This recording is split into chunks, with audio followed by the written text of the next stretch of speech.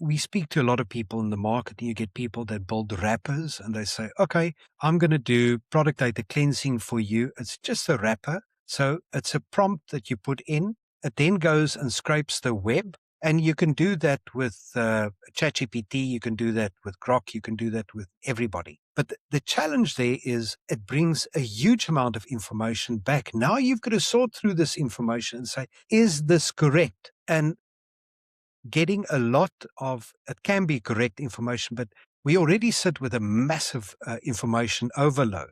And I think that's where the difference comes in with AICA having the data dictionaries and the AI tools built around that to ensure that you only get the information that is required and not hallucinations, because we've also seen on a number of cases where clients have just used ChatGPT and they do 50 items at a time. That is really very difficult.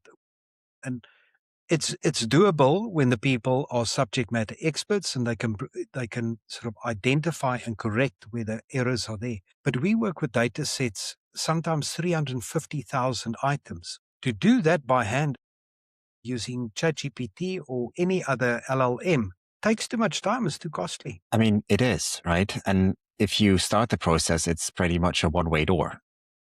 It's very hard to go back when you have that synthetic data in.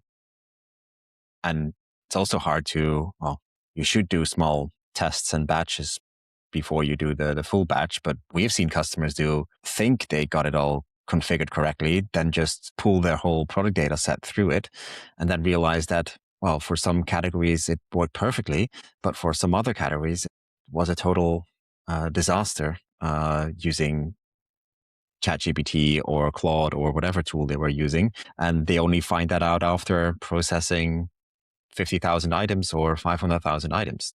That's unfortunate. Let's put it that way.